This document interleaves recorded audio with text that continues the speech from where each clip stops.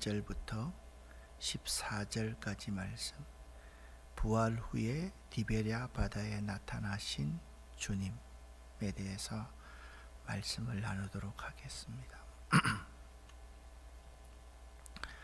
요한복음의 기록자는 주님께서 자신의 부활을 증거하신 다른 많은 표적들이 있었다, 그렇게 요한복음 20장 30절에서 말했습니다. 그리고 21장은요, 그 많은 다른 표적 중에 하나의 증거를 기록한 내용이다, 그렇게 보시면 되겠습니다. 이 요한복음 21장을 기록한 이유는요, 요한복음의 독자가 주 100년경에 있는 위기를 당하고 있는 교회라고 말씀드렸지 않습니까? 그래서 교회의 지도자 베드로를 공적으로 회복시킬 필요가 있었습니다. 이 교회의 지도자 베드로에게 그의 양무리를 치는 권한을 위임하셨다라는 사실을 밝힘으로써 베드로가 예수님을 부인하고 저주하고 그렇게 했지 않습니까? 그 베드로에 대한 의혹과 불신을 씻기 위해서 요한복음을 기록했다라고 주장하는 그러한 학자들이 참으로 많습니다. 그리고 요한복음에는 계속해서 요한복음의 아주 중요한 인물인 예수님을 가장 사랑하시는 제자 요한이 주의 재림까지 죽지 않는다는 한간의 오해를 불식시키기 위해서 요한복음 21장을 기록했다. 그러니까 20장에서 요한복음이 공식적으로 끝납니다. 요한복음을 기록한 목적이 무엇인가 30절 31절에서 분명히 말씀해 놓고 나서 21장을 기록해 놓고 있다는 점이 이런 이유이다 라는 말씀입니다. 그래서 요한복음 21장은 그 일을 하시기 위해 어떻게 예수님께서 나타나 주셨는지, 베드로의 권위를 회복시키고 사도 요한도 우리와 똑같이 죽을 수밖에 없는 하나의 연약한 인간에 불과하다라는 사실을 위해서 예수님께서 어떻게 나타내 주셨는지, 그 디베랴 바닷가에 제자들이 모여있는 그곳에 예수님이 찾아오신 이야기를 기록하고 있는 것입니다. 특별히 오늘 본문이 1절부터 14절에서 매우 상세하게 부활하신 예수님에 대해서 증언을 하고 있습니다. 예를 들면 예수님께서 디베랴 바닷가 바로 해변에서 숯불을 피우고서 아침 식사를 하고 있는 그러한 모습은 부활하신 주님이 식사하시는구나, 그 모습을 보고 제자들이 한 사람도 혹시나 주님이십니까? 라고 묻는 사람이 없었다. 부활하신 주님이 식사하셨다. 근데 부활을 역사적인 사실로 증언하고 있는 것이죠. 항상 예수님께서는요, 낙심하고 절망한 사람들, 그들을 찾아가시는 분이지 우리가 찾아가서 예수님을 만날 수 있는 분은 아니지 않습니까? 자, 부활하신 예수님께서 7 제자들에게 나타나시는 이야기가 1절부터 6절까지 나옵니다. 먼저 1절부터 3절까지를 쉬운 성경으로 같이 읽어보겠습니다. 이 일이 일어난 후 예수님께서 디베랴 호수에서 제자들에게 다시 자신을 나타내셨습니다.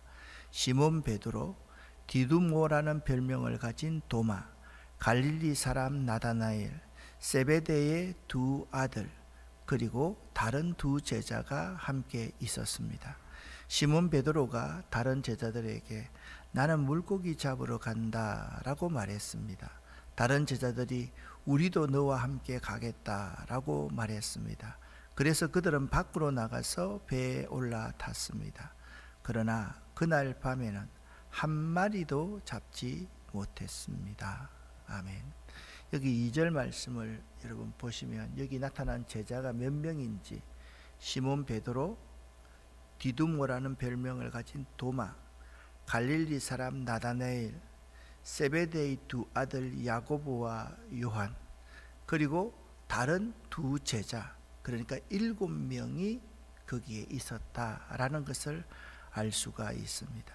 제자들이 함께 고기를 잡으러 간 이 상황은 그들의 믿음의 타락이 아닙니다. 어떤 사람들은 이 본문 말씀을 보면서 제자들이 낙심해서 그렇게 디베랴 바닥 호숫가로 갔다 그렇게 말하지만, 이 7 제자들이 모여 있었다는 것, 그리고 이미 그들은 부활하신 예수님을 만났고 확인했다는 사실을 우리는 앞에서 보았기 때문입니다. 더구나 그 중의 한 번은 의심 많다고 여겨지는 도마의 일 때문에 더욱 큰 감동을 받았기 때문에 여기 도마도 속해 있지 않습니까? 그러니까 이 사람들은 믿음이 타락되어서 세상으로 간 것이 아니라 이들에게 있는 부활한 예수님에 관한 또 하나의 에피소드, 하나의 이야기 이 자체를 더 드러내 줌으로써 베드로의 위치를 더욱더 견고하게 하고, 교회에서 교회의 지도자 베드로의 위치를 더욱더, 그러니까 여러분 생각해 보세요. 우리가 일제의 침탈 아래 우리가 있었다라고 한다면, 그때 우리 한국교회 많은 목회자들이 우상에게 절했지 않습니까? 일본 천황에게 절을 했지 않습니까? 그런 지도자들이 앞에 서서 설교를 한다 그러면 교인들이 듣겠습니까? 안 들을 거 아닙니까? 그런 지도자들을 세우려고 하는 그런 의도가 분명히 있었다. 따라서 본문은요, 그 시대 위기의 교인들에게 다음과 같은 교훈들을 생각할 수 있습니다. 자, 요한복음의 독자들은 영지주의라는 이단을 맞이해서 큰 위기를 맞이하고 있었고, 교회가 흔들리는 그 시대의 독자들이었다. 첫 번째, 그 위기의 시대 성도들은 정기적인 집회뿐만 아니라 일상생활에서도 가능한 함께 지내는 것이 좋다는 사실을 이 본문은 교훈해 주고 있습니다. 7 제자가 모여 있는 거예요. 이름으로써 서로를 세워줄 수 있기 때문입니다. 둘째, 도마라는 의심 많은 제자는 부활한 예수님을 만난 후에 그 전보다, 그는요 부활한 예수님을 만나기 전에는 사도들의 모임에 참석하는 것이 좀 뜸한 사람이었습니다. 그런데 부활한 예수를 만나는 후에는 그 모임에 더욱더 적극적으로 참여했습니다. 이처럼 우리 믿는 성도라고 한다면 실패를, 자기가 예수님을 부인하고 또한 예수님을 믿지 못하겠다고 하고 세상으로 가고 세상의 마음이 기울어지는 이 실패를 분발의 계기로 삼을 줄 알아야 한다. 그 점을 초기 교회에게 말씀하고 있습니다. 세 번째, 제자들은요 자신들의 임무에 대한 명령을 받았지만 이 요한복음을 기록한 목적이 예수께서 하나님의 아들 그리스도이심을 믿게 하려고 기록했고, 그리고 그 아들 그리스도가 십자가 위에서 우리의 죄를 대속하기 위해서 피 흘려 죽으시고 다시 우리에게 소망을 주시기 위해서 부활하셨다는 사실을 증거하기 위해서 그들의 임무를 주셨는데, 그 임무를 더욱더 이제 행동으로 옮기지 못했지 않습니까? 그것은 오순절의 성령이 아직 임하지 않으셨기 때문인데, 이처럼 위기의 때에 성도들이 하나님의 때를 기다리는 동안 취해야 될 가장 좋은 방법은 아무것도 하지 않고 미루고 그냥 기다리고 있는 것만 아니라 자신이 현재 할 수 있는 일을 지금 열심히 최선을 다해서 하는 것임을 우리에게 이 본문은 잘 가르쳐 주고 있습니다. 그리고 네 번째, 예수께서 전에 그들과 함께 계셨을 때와의 상황이 많이 달라졌기 때문입니다. 예수님께서 주 30년경에 같이 있을 때와 지금은 너무나 많이 달랐고 사도들도 다 죽었기 때문에 스스로가 사역하고 스스로가 모든 쓸 것을 채우며 사역해야 하는 그러한 때였기 때문입니다. 그래서 사도 바울은 항상 성도들을 향해 종용히 일하여 자기의 양식을 먹으라, 그렇게 권면하였던 것입니다. 베드로와 여섯 제자들은 처음 예수께서 자신을 부르실 때와 똑같은 상황을 맞이합니다. 어떻게 불렀습니까? 그들이 물고기 잡고 있을 때 예수님께서 오셔서 저 깊은 데로 가서 그물을 던져 물고기를 한번 잡아봐라. 그때 베드로가 밤이 새도록 한 마리도 잡지 못했지만 말씀에 의지하여 그물을 내리겠습니다 라는 똑같은 상황이 지금 디베랴 호수에서 일어나고 있는 것입니다. 그래서 그들은 처음 그 순간을 다시 회상할 수 있도록 오늘 본문은 구성되어져 있습니다. 그때 예수님께서 하셨던 핵심적인 말씀은 그랬습니다. 나를 따르라. 그렇게 할 때 그 제자들은 모두 공히 모든 것을 버려두고 주님을 따랐습니다. 그렇게 예수님께서는 모든 것을 버려두고 나를 따르라 그렇게 요구하셨는데 그 제자들은 모든 것을 버려두고 예수를 따랐는데 지난 많은 횟수 가운데서 그들이 모든 것을 버려두고 예수를 따르는 그런 마음은 온데간데 없어지고 세상과 나는 간 곳 없고 구속한 주만 보이도다 그렇게 살아야 되는데 세상과 내가 간 곳 없는 것이 아니라 더 앞서고 중요하다고 생각하는 그런 시점에 이르렀기 때문입니다. 4절부터 6절까지 말씀을 같이 읽어보겠습니다. 쉬운 성경입니다. 다음 날 아침 일찍 예수님께서 호숫가에 서 계셨습니다. 그러나 제자들은 그분이 예수님이신 줄 알지 못하였습니다. 예수님께서 그들에게 말씀하셨습니다. 친구들이여 한 마리도 못 잡았느냐? 제자들이 대답했습니다. 네, 한 마리도 잡지 못했습니다. 예수님께서 말씀하셨습니다. 그물을 배 오른편에 던지라. 그러면 고기를 잡을 것이다. 그들은 시키는 대로 했습니다.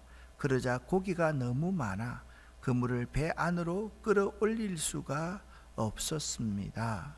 아멘. 부활하신 예수님을 만난 후 제자들이 할 가장 중요한 것은요, 그들은 예수님께서 시키시는 대로 합니다. 오늘 본문 말씀에 보면 예수님께서 시키시는 대로 합니다. 그물을 배 오른편에 던지라. 그들은 시키는 대로 했습니다. 그러니까 여러분, 참 중요한 것은 예수님께서 시키시는 대로, 그러니까 그때는 부활하신 예수님을 만나는 후에는 그들 속에 의심이, 근심과 걱정이 있었겠습니까? 없었겠습니까? 없었지 않겠습니까? 이게 승리의 비결이다라는 것입니다.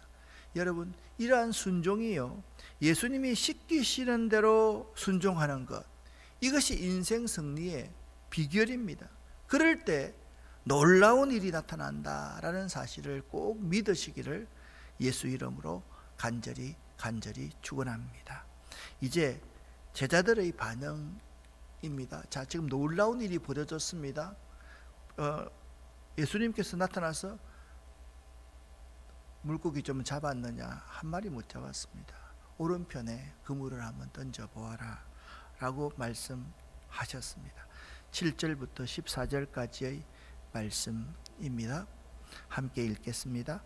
예수님께서 사랑하시던 제자가 베드로에게 말했습니다. 주님이시다. 베드로는 주님이시다 라는 말을 듣자마자 벗고 있던 겉옷을 몸에 두르고는 물로 뛰어들었습니다. 다른 제자들은 고기가 가득한 그물을 당기며 배를 저어 호숫가에 댔습니다.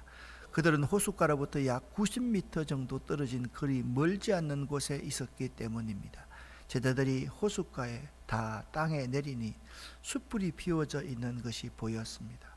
불 위에는 생선이 놓여 있었고 빵도 있었습니다. 그때 예수님께서 너희가 방금 전에 잡은 생선을 가지고 오너라 하고 말씀하셨습니다. 시몬 베드로가 배에 올라가 그물을 호숫가로 끌어당겼습니다. 그물은 큰 물고기로 가득했습니다. 153마리나 되었습니다. 고기가 그렇게 많았는데도 그물은 찢어지지 않았습니다. 예수님께서 그들에게 와서 아침 식사를 하여라 하고 말씀하셨지만 제자들은 그분이 주님이신 줄 알았기 때문에 제자 중에 감히 당신은 누구십니까? 라고 묻는 사람이 없었습니다. 예수님께서는 가셔서 빵을 가져다가 제자들에게 주셨고 생선도 주셨습니다. 이것은 예수님께서 죽은 자 가운데서 살아나신 후 그의 제자들에게 세 번째 나타나신 것이었습니다. 아멘. 이 본문 말씀은 제가 잊을 수가 없습니다. 1984년도에 신대원에 입학했을 때 83년도입니까? 시험을 쳤을 때 이런 문제가 나왔습니다. 부활하신 예수님이 디베랴 바닷가에 나타나서 오른편에 그물을 내리라 하고 잡았던 물고기의 마리수가 몇 마리입니까? 모나미 볼펜에 153 나와 있죠. 그죠? 그게 시험 문제였습니다. 그래서 잊을 수가 없었습니다. 그때는 이제 신학생들을 떨어뜨리기 위해서 이런 구석에 있는 이런 말씀들을 탁 내놔놓고 물으면 사람들이 당황해서 전체 이야기는 알지만 잘 몰라서 틀리곤 하는 그러한 문제였습니다. 제자들에게 나타나신 부활하신 주님을 맨 먼저 알아차린 사람은 예수님께서 사랑하시는 제자 요한이었습니다. 요한이 주님이시다 그렇게 이야기하자 바닷물에 맨 먼저 뛰어든 사람은 베드로였습니다. 자, 이 장면에서 여러분 한번 생각해 봐야 될 것이 있습니다.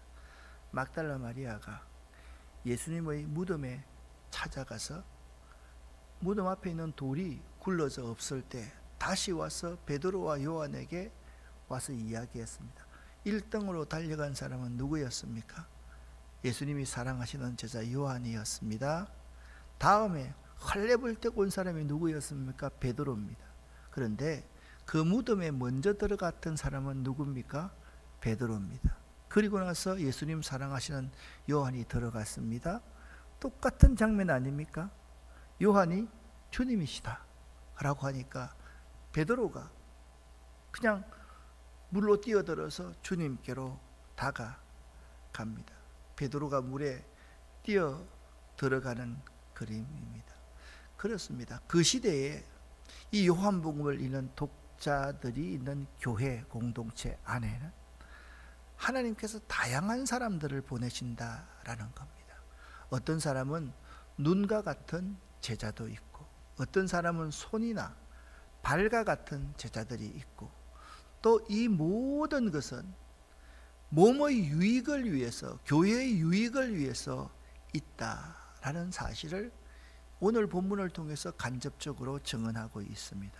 이처럼 베드로형 제자가 있고 요한형 제자가 있고 도마형 제자가 있고 그리고 조용히 여기 베드로와 요한 외에 나머지 제자들은 뭐 했습니까? 잡았던 물고기를 다시 끌고 와서 예수님께서 계신 곳에서 한 90m 옆에 배를 댔습니다. 그죠? 자, 그런 일들을 각자가 다르게 했다라는 것입니다. 우리는 모든 사람이 베드로처럼 되기를 요구했어도 안 됩니다. 어떤 제자들은 배와 물고기를 끌고 왔듯이 자신들이 해야 할 일들을 묵묵히 하는 것으로 주님과 복음과 교회와 이웃을 섬겨야만 합니다. 저 사람은 왜 내가 하는 이 일을 안 합니까? 나만 이걸 합니까?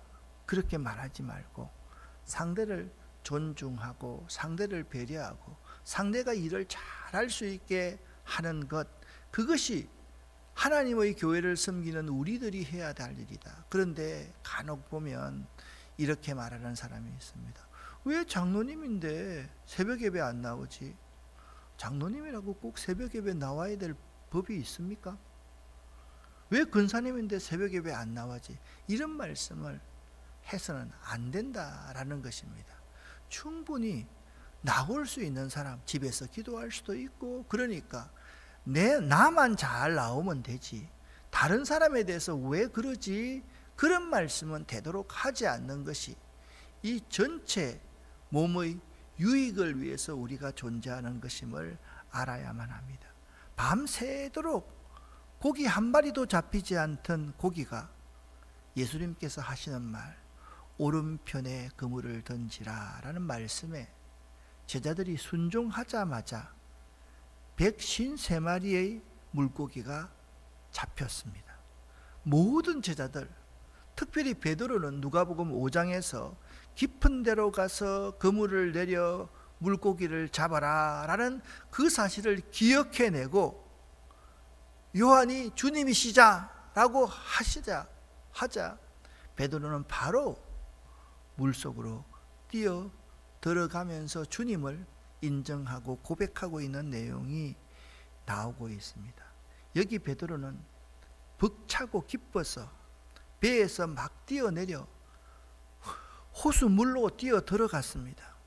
예수님은 숯불을 피워놓고 생선과 떡을 준비해 놓고 계셨습니다. 예수님께서 너희가 방금 전에 잡은 생선을 가지고 오너라 라고 말씀하셨습니다. 이건 부활하신 주님이 하실 수 있는 명령이죠. 그들은요, 부활한 영체는 먹을 수 없다, 마실 수 없다, 그렇게 생각하고 있었는데요, 예수님께서 너희가 방금 잡은 생선을 가져오너라, 여러 가지 생각이 제자들에게 들었을 것입니다. 그리고는 다정한 목소리로 제자들을 초청합니다. 내가 밥상 차려놨으니까 배고프지? 와서 아침 식사를 하여라. 이 장면은 너무나도 감격적인 순간이었습니다.